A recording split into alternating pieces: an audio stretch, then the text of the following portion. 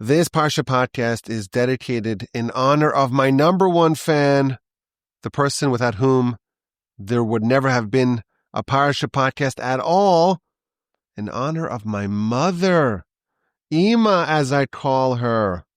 She should live and be well. She celebrated a milestone birthday last week, and in honor of that, we're dedicating our study today in her honor. May you have many more happy returns and good health. May Hashem send you a complete and total refuah Sheleimah. And please God, may we all gather together for your next milestone birthday in happiness and in harmony. I'm speaking to you today from my parents' basement in upstate New York, Rockland County, Muncie, New York. We were in Canada last week, and we drove in from Canada on Wednesday. And on Wednesday night, my brother Tzali and his family hosted a surprise barbecue birthday bash for my mother. And there were a lot of people there, with the exception of my 4 Israeli siblings and their families, and a few stateside grandchildren who were not able to make it. The entire Wolbe family was there. A lot of people. And it was an incredible event. An amazing event, one that we will all remember and cherish forever. We had such a wonderful time, and I really wanted to include you in the celebration.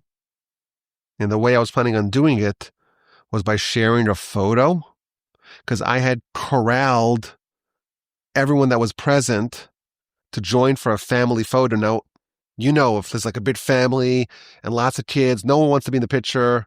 And there's always that one person who's insisting on a picture. That was me.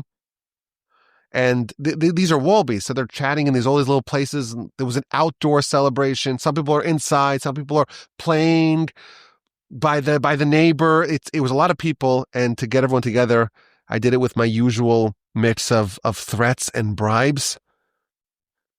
And even the little kids that always refuse to take pictures, they joined. And the camera was mounted on a tripod. And the picture was remotely activated. And I said to all the people, we're doing one picture. That's it. We're not going to do like 10 different poses and one funny, silly face. One picture, and everyone's free to go. And it was like a miracle from heaven. Because not only was everyone in the picture, everyone who was present in the picture, but everyone was looking at the camera. And there wasn't even a person there to try to get your attention. It was a tripod. Everyone was looking at the camera besides for one small baby. One of my nephews was looking away. And everyone was like smiling. And everyone came out great. Everyone looked fantastic. And I was so excited about this picture, and I still am. I was going to put it in the newsletter. In my newsletter I sent out on Friday. And I was to write a caption, how beautiful it is to raise a large Jewish family. It's a lot of work. It's a lot of fun. And experiences like this remind us of how rewarding it is. But then I said, you know what? Maybe we shouldn't show off. We don't want an ayin hara, an evil eye. So I ended up not sending, even though I really, really, really wanted to send it. Do you want to see the picture? If you want to see it, send me an email, rabbiwolbe@gmail.com, and I will send you the picture. We're not going to post it publicly, but I could send it to my friends. Right? I could do that. That's fair. Send me an email, rabbiwolbe@gmail.com, and you get a little picture, a little snapshot of some of the Wolbe clan celebrating my mother's birthday. Just send me an email, and I'll send it to you. But now let's focus on what we're here to do, and that's the Parsha and the Parsha Podcast. And it's a brand new book, the book of Devarim, the book of Deuteronomy, and it's Parshas Devarim.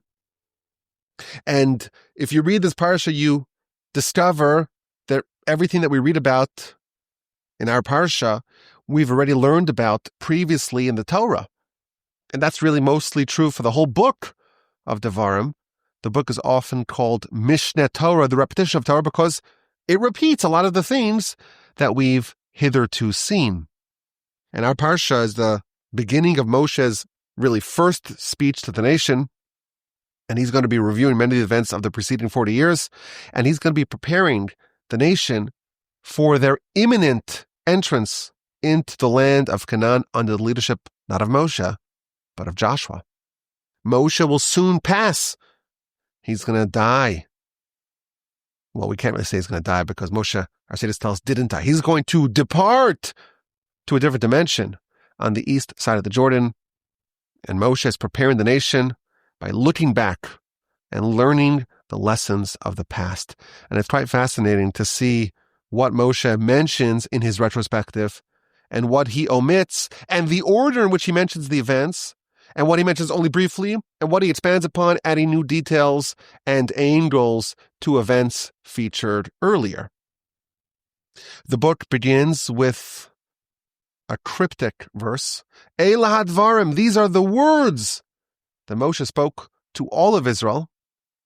And the verse says, well, what's the continuation of the verse? Be'ever HaYarden, on the other side of the Jordan, Ba'midbar, in the desert, Ba'arava, in the plains, Mol Suf, opposite Suf, between Paran and Tofel and Lavan and Chatzeros and Dizahav. The verse is ostensibly addressing the location of Moshe's message, but it's not really a location because it says in the wilderness, and then it says in the plains, and it says opposite places that we've never seen. We don't know where these places even are. So, of course, Rashi tells us this is an encrypted message. These are words of rebuke and chastisement. And what Moshe is telling them, the words that Moshe is telling them, are the list of places in which the nation sinned and angered God. And Moshe didn't want to berate the people and rebuke them and chastise them directly in order to allow them to save face. He communicated the message of rebuke, but maintained the honor and the prestige of the people. He just listed the places where the nation blundered. He only hinted at the sins that they did by mentioning the places that they messed up. So the first place is Bamidbar, in the wilderness. And that, Rashi tells us, that is a reference to the nation's, one of the early complaints. Oh, if only we died. We're so thirsty. We're so miserable. Why did you bring us to the wilderness, to the desert? There's nothing to drink. This is when they were in Mara, or before they went to Mara, 3 days without water, and they ended up with water. This was actually the second time it was in Refidim. They ended up without water, and they said, if only we died in the wilderness, why do we have to come here? And then when it says the plains, that's a reference to the sin with the daughters of Moab. And then it says opposite Soph, or Suf, that is a reference to the Sea of Reeds, where they said there's not sufficient graves in Egypt. You brought us here to die. And then it says Bain Paran, between Paran and Tofel and Lavan, that's a reference to their sins when they slandered the manna. And it's a reference to the events that happened with the sin of the spies. And Chatzeros, that's a reference to the rebellion of Korach. And Dizahav, a lot of gold, that's a reference to the golden calf. This is Moshe's criticism, his rebuke, his chastisement of the nation. And these are the words that he said. It's just words. Each word is a place, and each place is a reference, is a hint, a subtle and gentle criticism, because it's referring to one of the places where the nation blundered in the preceding 40 years. But then the verse tells us, it was on the 40th year, the 11th month, the first of the month, Moshe spoke all the words that God told him to say. This seems like it's a different message. It's after he struck Sichon and Og, Be'ever HaYarden, on the other side of the Jordan, in the land of Moab. Moshe began to clarify this Torah, saying. So we have that first couple of verses, 2 verses that are the words that Moshe said, and it's just really a description of places where the nation blundered. And then it begins the main message of the book. These are the words that Moshe said. On the other side of the Jordan, he began to explain, to clarify Torah. And then the Parsha proceeds to recount Moshe's words.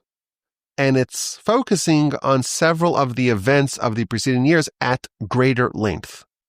And it's kind of fascinating to see how Moshe interweaves different storylines into each other. So he begins with going back to the beginning of the time in the wilderness. The plan was, he tells the nation, to conquer the land of Canaan right away. The plan was to enter right after the Exodus. Exodus, you go to Sinai, get the Torah, go into the land of Canaan. We didn't need to send spies, Moshe tells the nation. And if we didn't send spies, we just trusted God, we wouldn't even need any weapons. We'd waltz into the land that God intends to give to us. So it seems like he's about to rebuke them about the spies, but first there's a segue where Moshe talks about his inability to lead the nation by himself.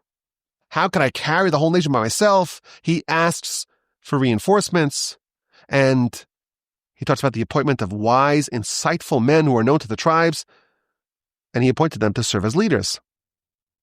This is, of course, the plan championed by Jethro, appointing leaders of 1,000 and of 100 and of 50 and of 10. Interestingly, Jethro's role in conceiving this plan is entirely omitted. And then Moshe tells us, well, how are judges supposed to behave? Don't take bribes, judge righteously, treat everyone the same. And then, after a dozen verses of that, Moshe goes back to the original narrative, the decision to conquer the land of Canaan by first sending in the spies. It's not clear why the narrative of entering the land and conquering it is bisected by the decision to appoint leaders of 1,000, 100, 50, and 10. And then Moshe tells the story of the spies at length and all the events that happened in its aftermath. And there's all sorts of different angles that show different perspectives about that most calamitous event. You recall, of course, the spies, they gave their slanderous report about the land of Israel, and that caused the nation to be condemned to remain in the wilderness for 40 years, 1 day per year, or 1 year of punishment per day of the excursion. And on what date was that decreed made? So, of course, our sages tell us that was on Tisha B'Av, on the 9th day of the Hebrew month of Av, which is, of course, upcoming in a few days. And that's a day that's designated for calamities. The temple was destroyed, first temple, second temple, on that same day. And our sages tell us that the root of all the devastation of that day is the sin of the spies. And indeed, unless Messiah comes in the next couple of days and the temple's rebuilt, we will be mourning the temple, Temple 1, Temple 2, on Tisha B'Av next week. And it's not a coincidence that we always read Parshas Devarim right before Tisha B'Av, because there's a massive section of our Parsha that goes through the events of the sin of the spies and the disastrous consequences thereof. Now, following that, we have detailed accounts of the various interactions that our people had over the course of the preceding 40 years with various nations on the east side of the Jordan. So Moshe talks about the interactions with the nation of Edom, Esav's descendants, the interaction with Moab and Ammon and Sichon and Og. And then Moshe recounts the agreement that he struck with the Reubenites and the Gadites and half of Shevet Menashe, half of the tribe of Menashe. And the Parsha ends with Moshe encouraging Joshua, you saw with your own eyes what God did to those teams on the east side of the Jordan. God will do the same to the other teams on the other side of the Jordan when you are leading the nation. Do not fear them, for it is God who is waging war on your behalf. I'm very excited. We have a brand new book. It's the book of Devarim. And this podcast in particular, I'm very excited, but a bit wary about it because it's a bit experimental. Because this podcast has been under construction for some time, but I think it's still a construction site. You got to wear a hard hat to avoid some falling debris. And I'm trying to organize and really simplify it because there's a lot of moving parts.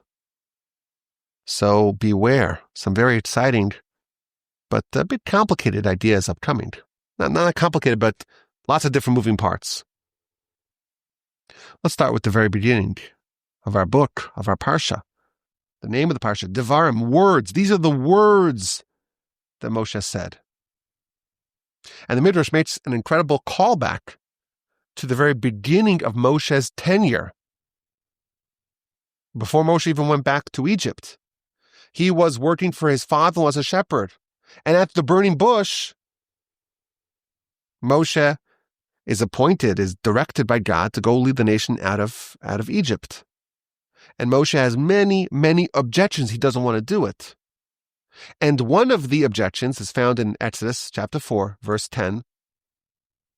Vayomer Moshe el Hashem. Moshe said to Hashem, Lo ish Devarim Anochi. I'm not a man of Devarim. I'm not a man of words. Says the Midrash, wait a minute. The name of our Parsha is Devarim, words. Whose words? The words of Moshe. Words of Moshe. Moshe himself told us, I am not an ish Devarim. I am not a man of words. Something very important and very dramatic happened between the beginning of Moshe's tenure, where he says, and the Torah testifies, he's not a man of words, and suddenly the Torah says, these are the words, the Devarim of Moshe. Now, when we go a few verses ahead, we find something incredible, absolutely unbelievable. In verse 5, the verse tells us, Be'ever Hayarden, on the other side of the Jordan, in the land of Moab, Moshe began Be'er, to explain this Torah. Moshe has been teaching us, explaining to us, instructing us, commanding us with Torah for a very long time. The whole Torah is called the Torah of Moshe. He's been teaching us Torah nonstop. Now Moshe is beginning to be'er, to clarify. He's not instructing, he's not teaching, he's not saying, he's not yomer to say, vayadaber to say with stronger emphasis. He's not commanding, he's clarifying. Moshe has been teaching Torah basically since he got to the scene, right? He tells the nation, you got to bring a paschal offering in Egypt and all the laws of the paschal offering. And of course, every decision that happened, it was Moshe teaching. And the first time that we read a verb of clarification is here, chapter 1, verse 5. The first time that there's a verb used to describe Moshe's teaching as be'er, to clarify. What is the meaning of that? Why is this teaching not just a teaching, it's a clarification? So you open up, of course, Rashi. And Rashi addresses the question, what does it mean that Moshe he didn't teach, he didn't instruct, he clarified? Rashi says something incredibly perplexing. Be'er es HaTorah, to clarify the Torah, that's what Moshe did. B'shivim lashon, in 70 languages, Moshe explained the Torah to the nation. When the Torah says Moshe instructed, he just instructed. This is a higher level of instruction. It's be'er, it's to clarify. And what does that mean? It means he taught the Torah to them in 70 languages. That's how Rashi explains the term be'er, to clarify. Now you read that, and obviously it's clear that this needs to be explained. What does it mean to teach the Torah in 70 languages? How does Moshe teach 70 languages? How can anyone even speak 70 languages? Was this needed? There are some people who didn't understand the language till now. It's been 40 years and they're just not understanding. He has to explain it in 70 languages? What does that even mean? What benefit is there to learn Torah in multiple languages? It's like in Canada, everything has to be in English and in French. And they have to be the same font size or else you get a fine. Because they want to cling really hard to their bilingual status. You go on an Air Canada flight, all the announcements got to be multiple languages. You fly to Tel Aviv, it's got to be in English and in French and Hebrew, of course, and Arabic, of course. What is this idea that Torah here is told is clarified? Be'er Moshe, he didn't just teach, he clarified in 70 languages. Torah Duolingo, Torah 70 lingo. Septuolingo? There's something very deep over here. The number 70, we've seen it. There's 70 nations. There's 70 descendants of Noah mentioned in the Parshas Noach. Jacob went down to Egypt with 70 souls. The Sanhedrin is a body of 70 members. And we've seen this many times. There are 70 facets of Torah. Shivim panim la Torah. Moshe is clarifying. He's not teaching, he's clarifying it with the highest level of clarification,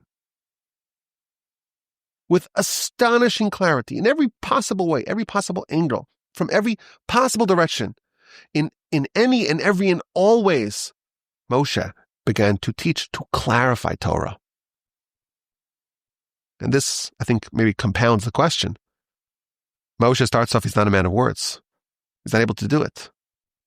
And again, that's not hyperbolic. There is no hyperbole in the Torah. Moshe indeed was not a man of words. But that was then. Now, he says, Eila Devarim. These are the words of Moshe. Moshe now is a man of words. Not only that, he's able to clarify the Torah, be'er, to clarify in all the languages. There's something very profound over here.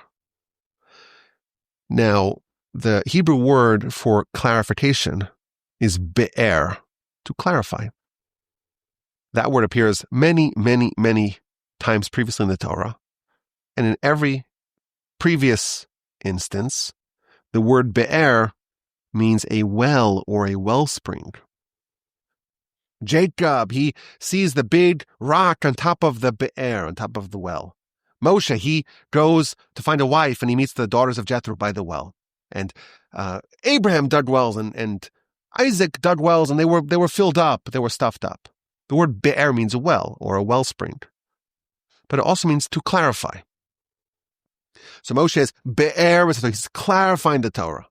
But isn't it interesting that the same word, which means a well, also means to clarify? Now, if you had to guess, you probably wouldn't come up with the accurate number. How could you? How many times previously does it say the word be'er in the Torah? I found a midrash. The midrash says that the word be'er, a well, a wellspring, it appears 48 times in the Torah. And that's not random. Because there are 48 ways to acquire the Torah. And you want Torah, you want clarity? You gotta have a be'er, you have to have a wellspring from which you can draw and drink the waters of Torah. And there's 48 different wellsprings.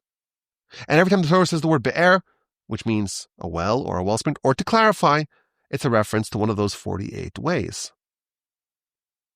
Isn't that interesting? There are 48 times it says the word be'er, be'er in the Torah, corresponding to the 48 ways through which the Torah can be acquired. There's a connection between Torah and its many dimensions to wellsprings. And Moshe is clarifying the Torah. And the word the Torah uses is be'er. And it doesn't mean water in this context. It means clarification. But still, it's the same word. And it's not a coincidence, as we shall see. So we're starting our book. And in the 5th verse, we read that Moshe is doing something different here. He's clarifying the Torah. And what does that mean? In 70 languages.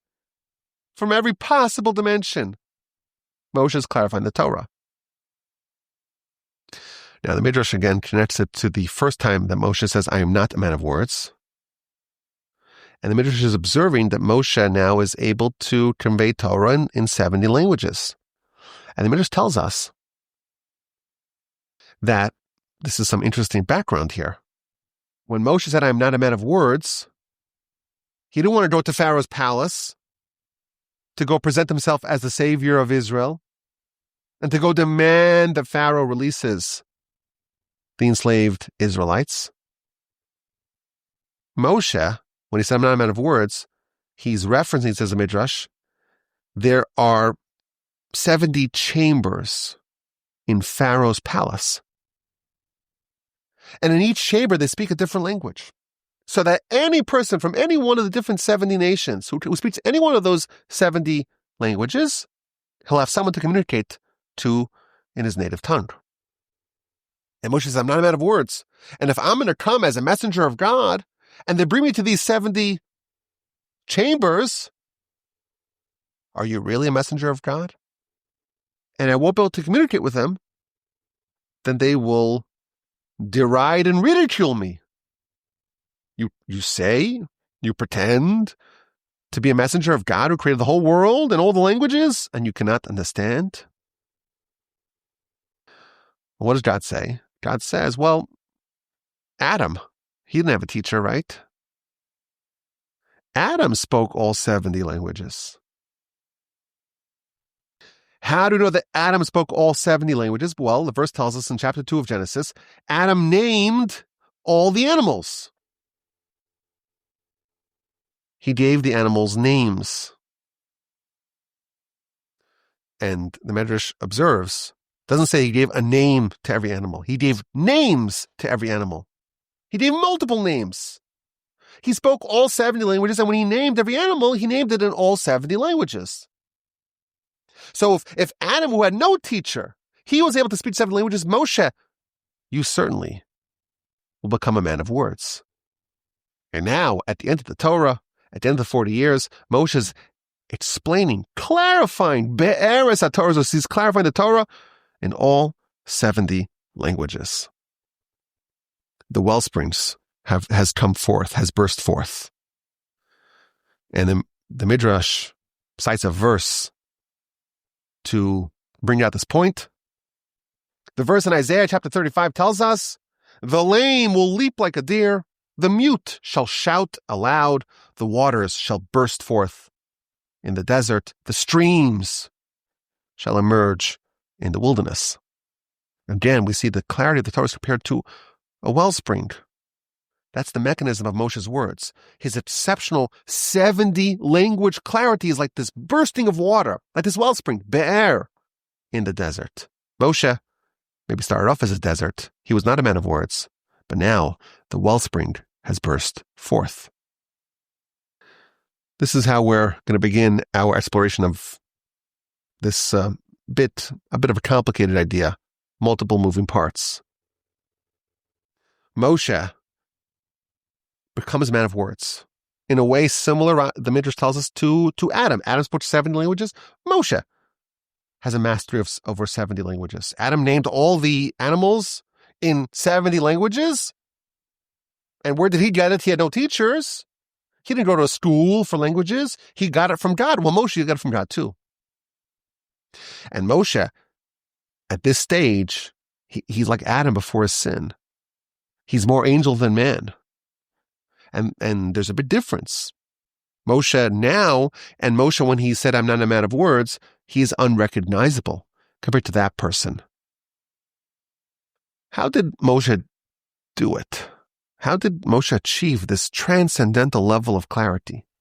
This pre-sin Adam level of clarity, the 70 language level of clarity.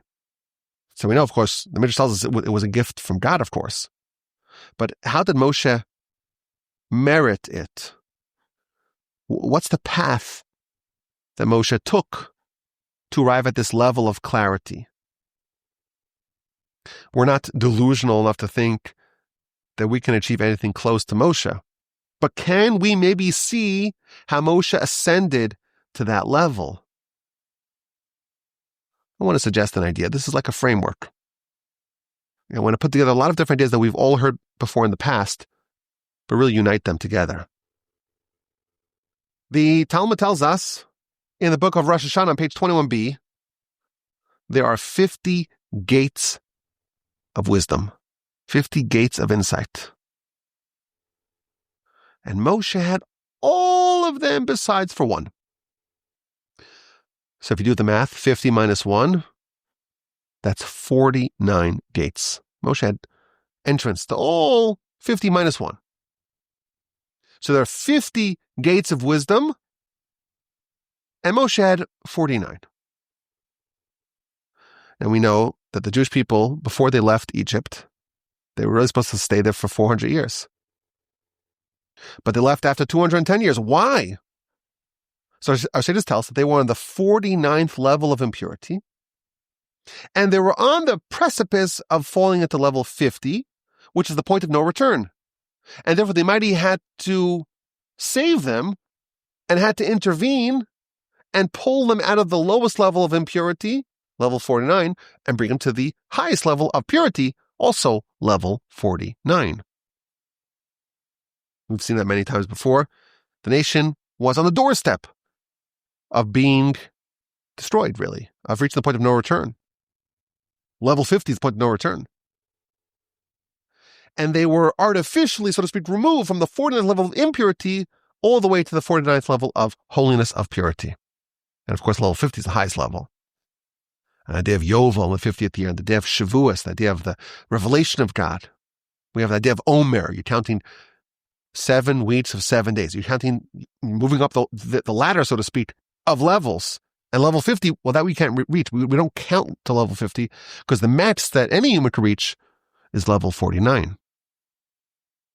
And of course, we have the 48 ways to acquire Torah. The Mishnah tells us Torah is acquired with 48 ways. Perhaps you listened to the episode of the Parsha Podcast that we released last week, but that wasn't the new one. It was the one from 5783. It was called 49-Step Program. And it was an idea that the nation, even though there are 42 different places where the nation encamped, beginning of Parshas Moshe, they actually did 7 of those encampments twice. So 42 plus 7 is 49. And the reason why the nation had 49 encampments is because there's really 49 levels. And each encampment was a time dedicated to acquiring a certain level of holiness. There's 50 in total, but only 49 are even accessible to us. And therefore, in each place, they were working on a particular level, a particular gate, so to speak, of wisdom, of insight. So all told, we have 50 gates of wisdom. And if you wanted to enter one of those gates, wanted to gain access to one of those gates, you need a key. And to get the key, you got to work really hard. And our nation, maybe by the Exodus, the moment of the Exodus, they were temporarily catapulted from the lowest level to the highest level, but then they went back down to 0. And that's when the second day of Passover, we start counting the Omer, because that's when you start to move up those 49 levels again. And then over the course of the 40 years in the wilderness, each location they encamped at was dedicated to entering one of those 49 gates. Now, if Moshe, if he achieved level 49, it made sense why he's able to maybe go and get the Torah for us. He's able to approach level 50. He's able to approach the mountain and ascend amidst the thickness of the cloud and fire. Anyone else who would try, who would approach and touch the mountain, would die instantly. Now, Moshe's not able to reach level 50, but is able to go up the mountain. And God descended to the mountain, and there's this touch point, this handshake, if you will. But even Moshe is limited.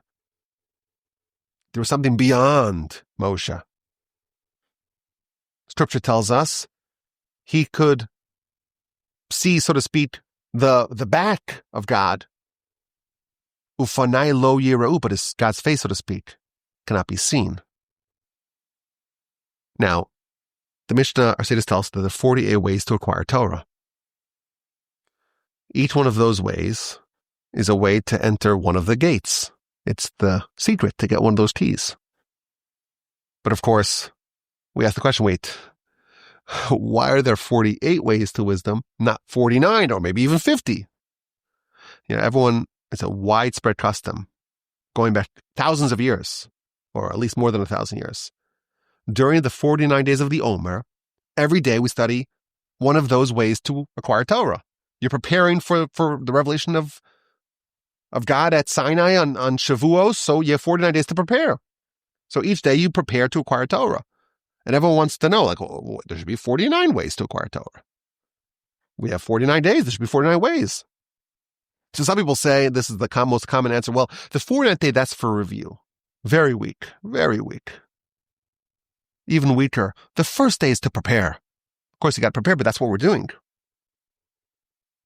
I'll tell you a secret. There's actually 49 ways to acquire Torah.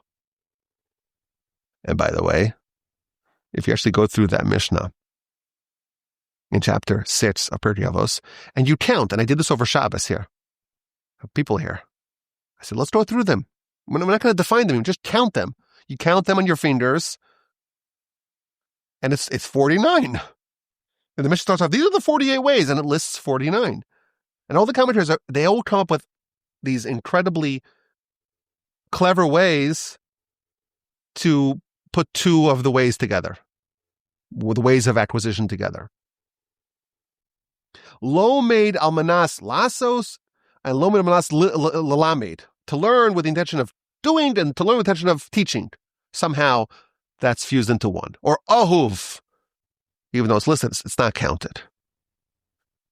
The truth is, there are 49 ways to acquire Torah.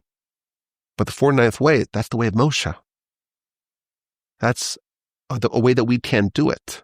It's not our way. It's Moshe's way. And I'll tell you, there's two ways to acquire something. Certainly halachically.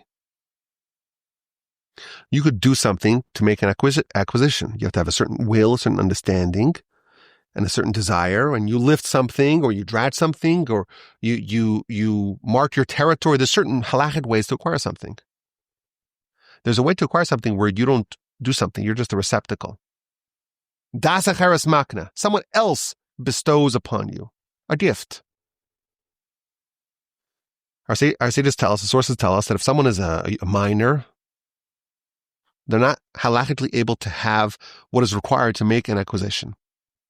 But if someone gives them a gift, then they don't need the intellect, the decision-making capacity to be able to make an acquisition. Someone else can do it for them. Someone else can bestow it upon them.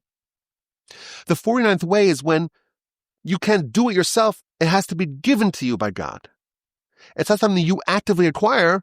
You're just a receptacle in which God places the gift. There are 49 ways to acquire Torah, 48 ways you could do something and be guaranteed to have that result. And the 49th way is not something you could do. You acquire it via a gift. Moshe, the Talmud tells us, he achieved an astonishing level of clarity. He clarified the Torah in 70 languages. Be'er, he clarified the Torah. It's a mastery of Torah from every possible dimension. That's the level of Moshe. It's level 49, and it's beyond the 48 ways. It's the 49th way. It's a gift. There are 48 ways to acquire Torah, and each one is the description of the key to one of those gates. The 58 in total. The last one is not accessible to us. The first 48 are accessible via the 48 ways to acquire it. Level 49 is the level of Moshe. You recall, the Midrash tells us that the word be'er, meaning a well, a wellspring, it appears 48 times in the Torah, corresponding to the 48 ways to acquire Torah. Well, I actually looked it up. And the word be'er actually appears 50 times in the Torah. But the word be'er has multiple meanings. It means a wellspring. It also means clarification. The word be'er, when it means a well, it only appears 48 times in the Torah. But it appears 2 more times, not in the context or in the meaning, in the interpretation of a wellspring or a well. Rather, it means clarification. And the 49th time that it appears in the Torah is chapter 1 of the book of Devarim, verse 5. Hoil Moshe, Moshe began be'er es Torah. He's clarifying the Torah. And the last time is at the end of Deuteronomy, where it talks about the Torah, be'er heitev, which means clarification. Very good clarification. To me, it's obvious that there are actually 50 levels. 50 levels of wisdom, 50 levels of insight, 50 levels of Torah. There are 48 of them that are accessible with the 48 ways to acquire, one method to acquire each way. The 49th time the word be'er appears in the Torah, it's the be'er, it's the well of Moshe, the clarification of Moshe. Oh, and there's a 50th. Be'er heitev, which heitev means very good. Exceptional clarity, which is even beyond the level of Moshe. That's level 50. This is some amazing insights. There are 50 levels of insight. And the word that hints at that is the word be'er, meaning a wellspring.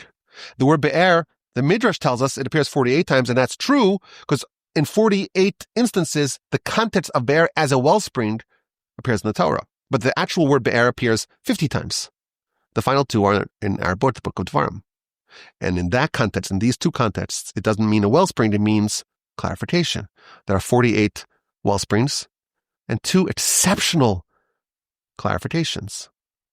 The 48 be'er wellsprings are the 48 ways that we can acquire Torah with. This is be'er Moshe. This is the 49th be'er in the Torah. Clarification of Moshe is beyond the 48 levels. And where did Moshe get this from? Asks the Midrash. Well, it compares it to Adam. Where did Adam get it from? It was a gift. You cannot acquire it with the 48 ways. It's the 49th way. You have to be given it by God. As an aside, I think if you look at the Mishnah 48 ways, it's actually 49. One of them, everyone has a problem with, it says Ahuv. Ahuv means beloved. Every other one of the 48 ways is something that you do. Ahuv means something that you are, you're beloved. I think that's really the 49th level. When someone is beloved, God bestows gifts upon his beloved. And the 49th way to acquire Torah was done by Moshe. It was a gift from God. There's no way to acquire it actively. So this is my insight. I think it's absolutely fascinating. Might be a bit confusing because we're putting a lot of different things together here. But this is the answer to the question. How do you enter? How do you acquire? How do you gain access to the gates of wisdom? How did Moshe have this understanding of Torah in 70 languages? The Mishnah tells us there are 48 ways to acquire Torah. There are 48 wellsprings. It's really 50. But 48 we can do ourselves. Moshe is on level 49. Level 49, that's the clarity of the Torah in 7 languages. It's totally beyond us. But for us, we know that there are ways for us to acquire at least 48 gates of wisdom. Now, those 48 ways, you gotta listen to the Ethics Podcast. I have a whole podcast, not the Parsha Podcast, called the Ethics Podcast. And we go through each one of those 48 ways to acquire Torah. But if you look at them, many of them, most of them, have literally nothing to do with Torah study. If you were to ask someone, well, how do you acquire Torah? Well, you got to study it. And there's different ways to study with diligence and with penetrating insight and with focus. That's what we would say. Almost all of them are about character improvement. It's almost a complete list of all the possible good character traits that a person can develop and acquire and integrate into their persona. And when our sages were looking for the ways to enter these gates of wisdom, the ways to acquire Torah, they found 48 keys to 48 of those gates. And each key is an amazing character trait. And we wonder, if you want Torah, go get Torah, go study it. Now, the truth is, the first one is Talmud, which means to study.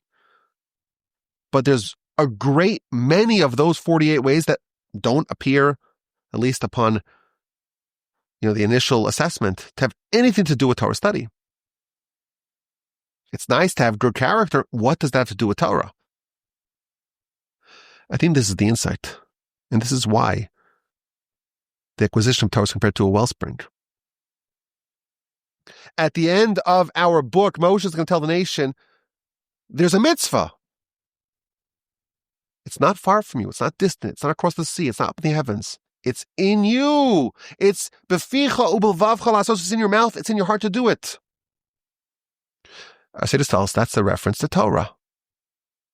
Torah is within you, but it's crusted over by a thick covering. That crust is what we call the evil inclination, the Yetzer Hara, with all its manifestations. How do you acquire Torah where you actually own it? You're eligible to enter one of those gates of wisdom. The way to do it is to puncture a hole in that crust. If the Torah is within you, well, you have to bring it forth. You have to allow the Torah to shine forth. And that's why the Torah is compared to a well. What's a well? The water's there. You have to just create a pathway for the water to emerge. You gotta dig a hole through a very thick crust. And that's the best description of Torah and how do you acquire Torah is a well and a wellspring. It's there, it wants to come forth. It's just covered over.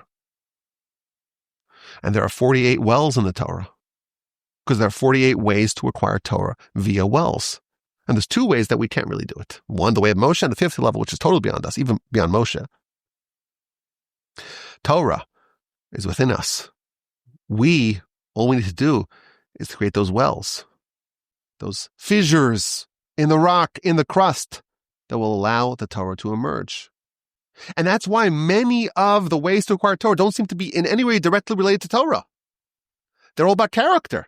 They're about overcoming your inclination, defeating your Yetzer Hara, because that's the only thing that's holding you from your Torah. Our Parsha read about the 49th Be'er. It's personified by Moshe. It's the 49th one. The astonishing clarity. It's Torah from 70 dimensions. It's Be'er clarity. Moshe is compared to the sun. Pnei Moshe k'pnei Chama.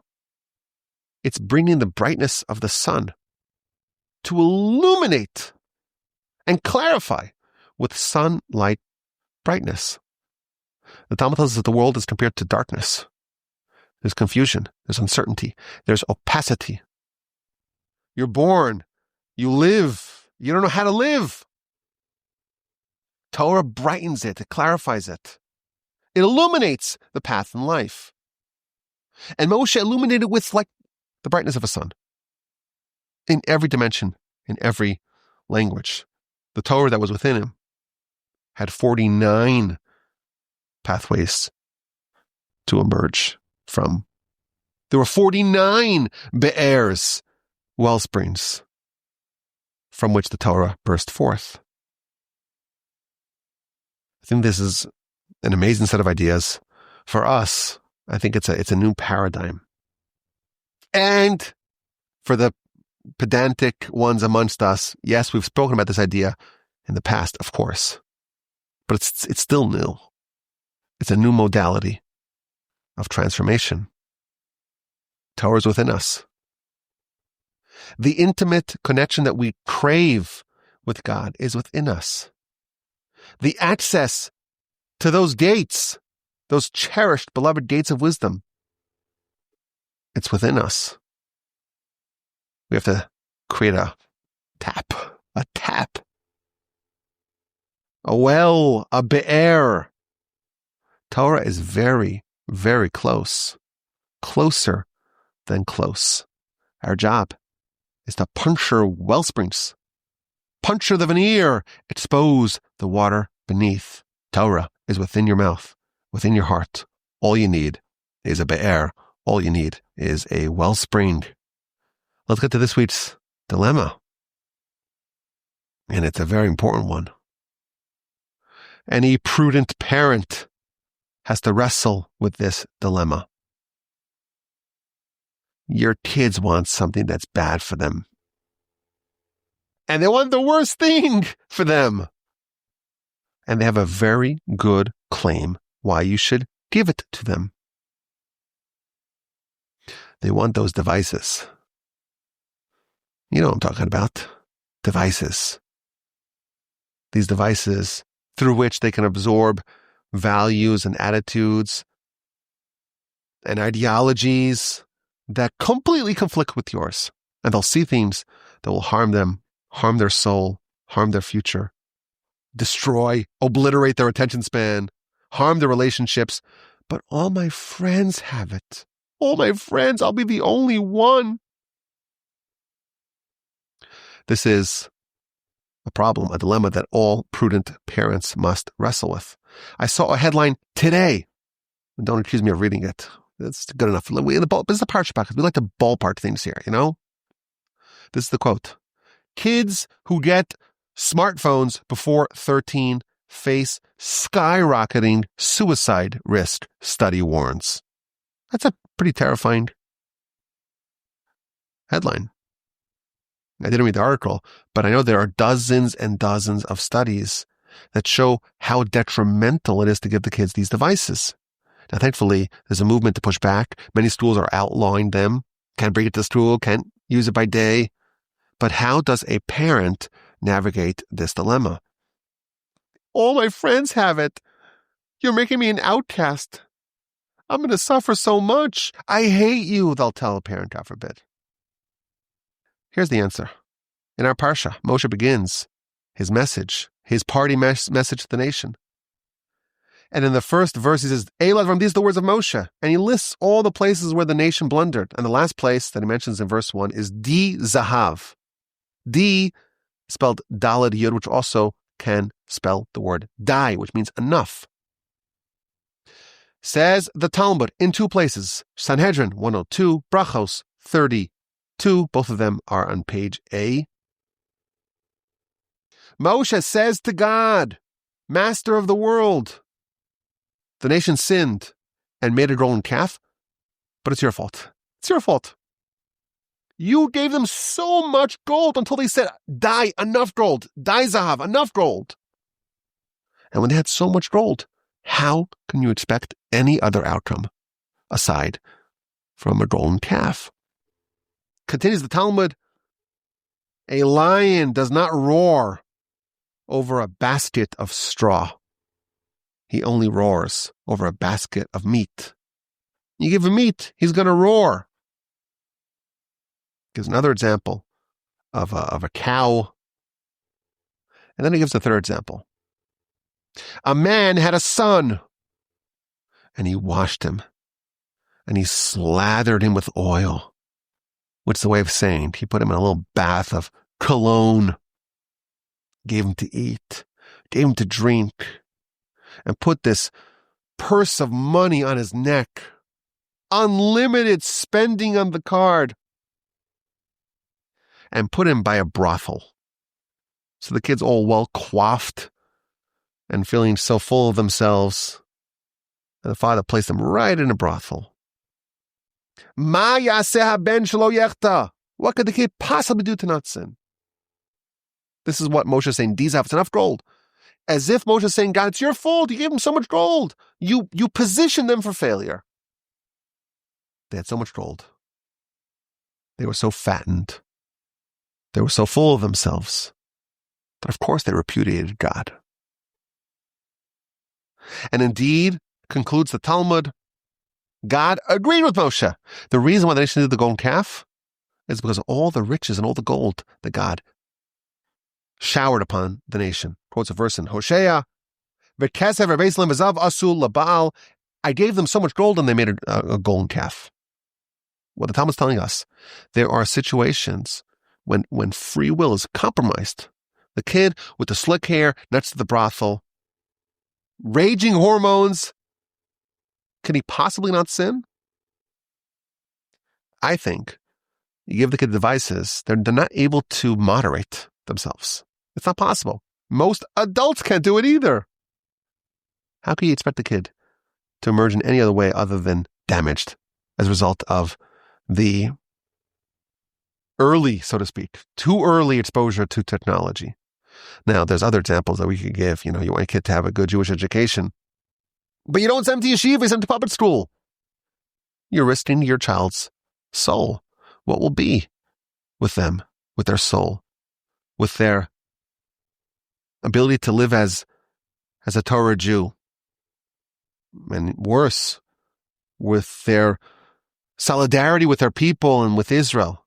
He sent them to the nations to educate them. Without a Jewish education, without a Torah education. What do you expect? But let's put that aside. The Talmud tells us that there are situations where the kid has no chance. And whose fault is it? It's the parent's fault. And the kid says, but everyone has it.